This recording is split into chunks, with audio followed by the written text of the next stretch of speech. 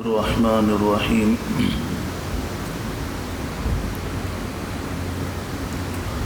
نماز سے متعلق دو مسئلے سماعت فرمائیں۔ ایک مسئلہ ہے جب جماعت کھڑی ہوتی ہے اور امام رکوع میں ہو، کوئی بندہ آ گیا اور وہ جماعت میں ابھی شامل ہونا چاہتا ہے، تو اس کے لیے طریقہ یہ ہے کہ وہ نیت کر کے اور مسنون طریقے پر اللہ اکبر کہے۔ یہ تکبیر تحریمہ کہلائے گی، جس میں کہ وہ ہاتھ کانوں تک لے جائے گا۔ اس کے بعد دو طریقے ہیں کہ ہاتھ باندھ لے، ہاتھ باندھ کے ایک لمحہ جس میں کہ ایک مرتبہ سبحان ربی الاعلی انسان کہہ سکتا ہے، اتنی دیر کھڑا ہو، پھر دوسری تکبیر کہتے ہوئے رکوع میں چلا جائے۔ اب اگر امام رکوع میں ہی تھا اور یہ رکوع میں چلا گیا، امام کے رکوع میں ہوتے ہوئے اس کی کمر جھک گئی، تو پھر سمجھیں کہ اس کو یہ رکعت مل گئی۔ اور اگر امام پہلے کھڑا ہو گیا اور یہ رکوع میں بعد میں گیا، تو اس کی یہ رکعت نکل گئی۔ یہ مسنون طریقہ۔ دوسرا طریقہ بھی کہ جس سے رکعت ملتی ہے، اس میں یہ ہے کہ انسان یہ جو پہلی تکبیر ہے، یہ تکبیر تحریمہ، یہ فرض ہے۔ یہ تو ضروری ہے کہ جب انسان آئے جماعت میں امام کے ساتھ شامل ہو رہا ہے، یعنی اپنی نماز بھی شروع کر رہا ہے، تو اللہ اکبر کہہ کے ہاتھ، اب میں نے جیسے پہلا طریقہ بتایا کہ ہاتھ باندھے اور پھر تکبیر کہتے ہوئے رکوع میں، وہ مسنون طریقہ تھا۔ ایک ہے کہ اللہ اکبر کہہ کے ہاتھ باندھے نہیں، ہاتھ چھوڑ دے، ایک لمحہ پھر بھی کھڑا ہونا پڑے گا کہ جس میں ایک مرتبہ سبحان ربی الاعلی کہہ سکے اور پھر رکوع میں جائے۔ امام رکوع کی حالت میں ہو کہ رکوع میں شریک ہو گیا، یا کم سے کم امام رکوع میں تھا، اس کی کمر جھک گئی، تو یہ رکعت اس کو مل گئی۔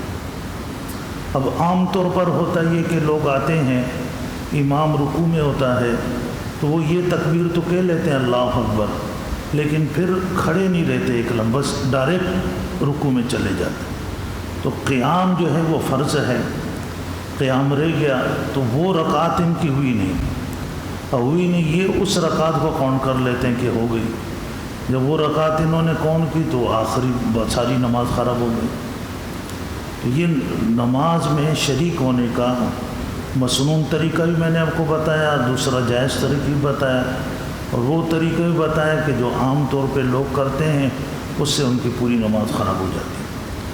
تو بہرحال اللہ میں سمجھنے کی توفیق دے۔ دوسرا مسئلہ یہ کہ نماز کے لیے جب جماعت کھڑی ہو، آپ مسجد میں آئے، تو وقار اور اطمینان کے ساتھ چلیں، دوڑ نہ لگائیں۔ بعض لوگ دیکھتے ہیں بھئی امام رکوع میں ہے، بھاگنا شروع کر دیا، دوڑ لگاتے ہیں۔ اس سے نبی کریم صلی اللہ علیہ وسلم نے منع فرمایا، دوڑ نہیں لگانی چاہیے، اطمینان اور وقار کے ساتھ آپ چل کر آئیں۔ بس جو رکعتیں امام کے ساتھ مل جائے گی وہ آپ امام کے ساتھ پڑھ لیں گے، جو رکعتیں آپ کی رہ جائے گی وہ امام کے سلام پھیرنے کے بعد پھر آپ کھڑے ہو کر وہ رکعتیں اپنی پڑھ لیں۔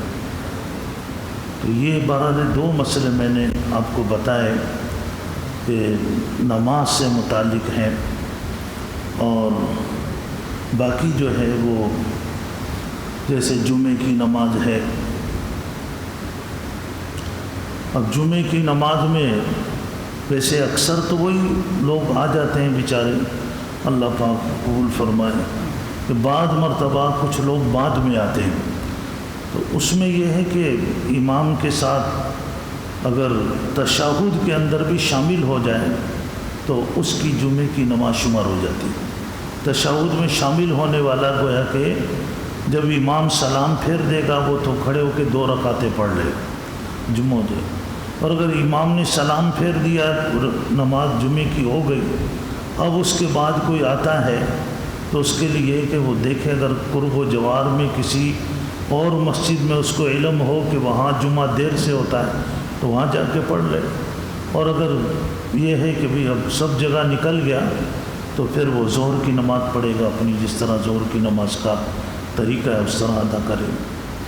تو بہرحال اللہ پاک ہمیں دین کا علم بھی سمجھنے کی اور اس پر عمل کرنے کی توفیق عطا فرمائے کہ ہماری نمازیں جو ہیں وہ سنت کے مطابق ہوں اور اللہ کی بارگاہ میں شرف قبولیت سے نوازی جائیں۔